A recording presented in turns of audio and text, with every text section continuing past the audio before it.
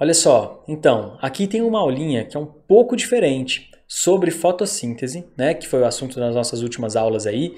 E por que eu estou gravando ela separado? Tá? Esses assuntos aqui, que a gente vai perceber que são algumas ferramentas, algumas estratégias que as plantas utilizam para determinado tipo de situação, é algo bastante específico. Tá?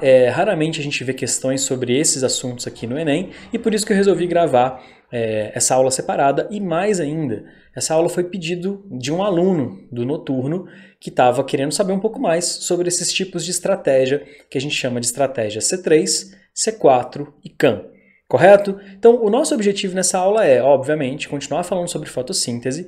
A gente já discutiu isso aqui, né? Aquele processo de anabolismo, responsável pela produção de glicose, basicamente, ou pela produção de matéria orgânica.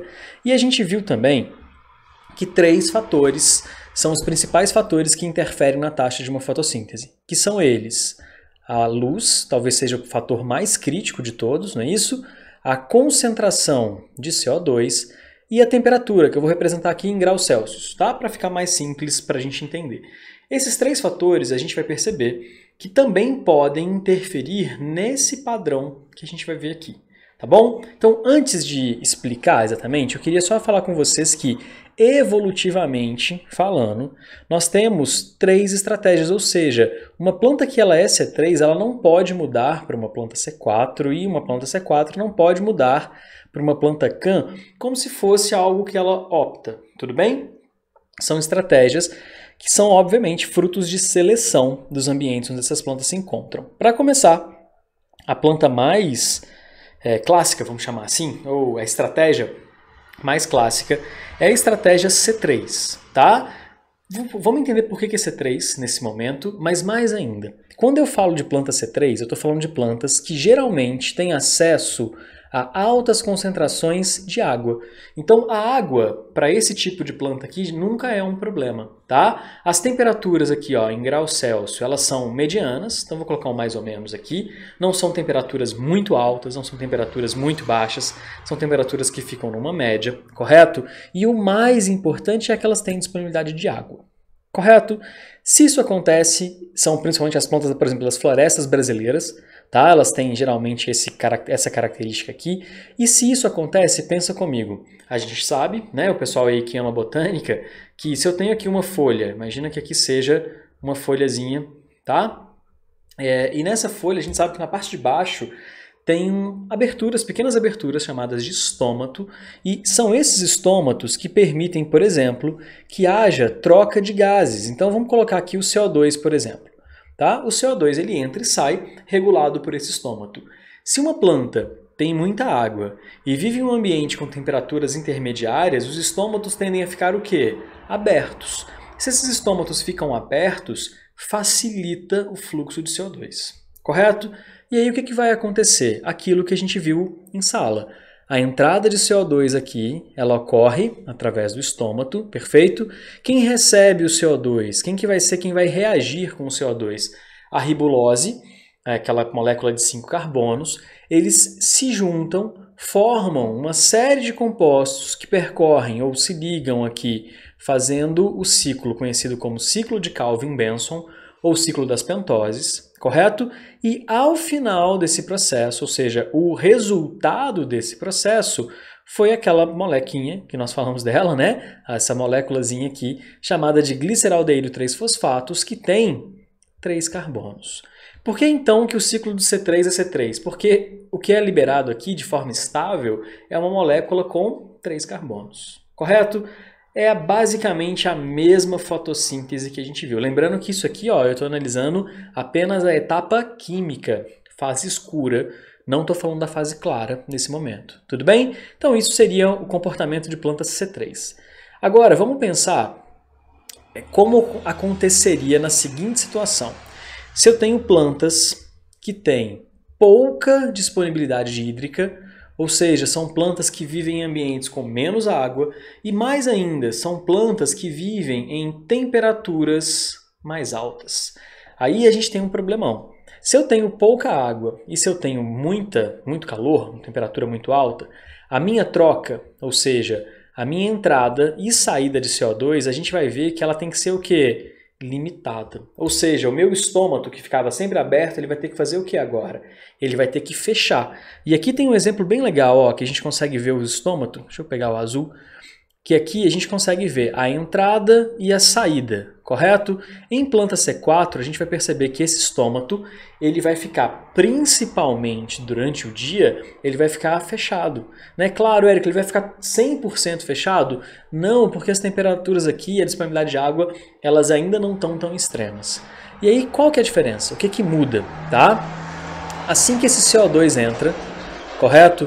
Esse CO2 ele é fixado pela célula, só que quem recebe esse CO2 não é a ribulose. Quem recebe esse CO2 é um ácido chamado de fosfenol pirúvico, correto? E esses caras formam aqui o ácido oxalacético, que é uma estrutura que tem quantos carbonos? 4 carbonos, correto? Então, de cara, primeira coisa que eu estou formando, o primeiro composto estável que eu estou formando é um composto conhecido como ácido oxalacético ou oxalacetato, tudo bem? Que tem 4 carbonos. O que vai acontecer? Esse ácido ele vai sofrer uma mudança, uma modificação e vai se transformar no que a gente chama de ácido málico. Por quê? Olha só que doideira.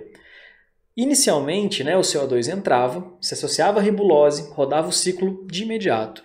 Só que aqui, o que está acontecendo? Parte dessa ribulose ela é perdida, porque tem pouco CO2 dentro da célula, por conta do estômago fechado. Então, o que acontece? Esse ácido oxalacético se transforma em ácido málico e eu tenho um ciclo antes do ciclo de Calvin. Porque o ácido málico ele vai liberar, agora sim, vou até colocar aqui em preto para chamar a atenção, ó. Agora sim, ele libera CO2, que passa para o ciclo de Calvin, acontece tudo aquilo que a gente viu, tudo bonitinho, e devolve o ácido pirúvico aqui, o ácido fosfenol pirúvico, para fora, aonde vai continuar esse ciclo. Tá? Por que é chamado de C4? Porque o primeiro composto ali, ele tem 4 carbonos. O que é o extremo disso? Gente, o extremo disso são plantas C4, correto? Que vivem em ambientes com pouquíssima água e temperaturas muito altas. Então aqui, quando eu falo de metabolismo CAM, eu posso pensar que o metabolismo CAM é basicamente o metabolismo C4, tá? Só que é um metabolismo C4 aonde a quantidade de água que eu tenho aqui é muito reduzida, ela é muito reduzida, correto? E as temperaturas aqui são temperaturas que são muito altas. Então são, por exemplo, o exemplo de cactos, ambientes de semiárido, a gente tem bastante plantas chamadas de plantas CAM. A lógica é basicamente a mesma, entre o CO2, um ácido de 4 carbonos, tá vendo aqui, ó, que é o oxalacetato, pega esse CO2, faz com que eu tenha a produção de ácido málico. Esse ácido málico fornece o CO2 para acontecer o ciclo de Calvin. Só que aqui é tão quente e tem tão pouca água que esse primeiro processo, ou seja, a entrada do CO2, correto? Mais a formação do ácido oxalacético, o fosfenol pirúvico aqui, fosfenol, o ácido fosfenol pirúvico, o que vai acontecer? Obrigatoriamente, esse processo que a gente chama de fixação de CO2, ele vai acontecer obrigatoriamente aonde? À noite. Porque durante o dia, o estômago dessas plantas está totalmente fechado. Então a troca, ela praticamente, a gente poderia falar que ela não existe. Tá? Então o que acontece? Fica tudo fechado. Durante o dia, eu começo a produção de ácido málico, libero o CO2, faço o ciclo de Calvin, produzo a minha glicose, correto? E eu só vou liberar de novo, só vou capturar de novo o CO2 na próxima noite, na noite seguinte. Ou seja, esses 3 tipos de planta, a gente poderia dizer que o fator que vai determinar a estratégia é um fator ambiental. Plantas que são habituadas a viver em ambientes muito úmidos, geralmente são C3. Plantas que vivem em ambientes transicionais, com muita temperatura e umidade mais baixa, geralmente são C4 e a mesma coisa acontece em ambientes extremos com plantas CAM. Beleza? Se tiver alguma dúvida aí, cara, me avisa. Eu tô falando cara porque foi o Daniel que me pediu, correto? Para fazer essa análise aqui.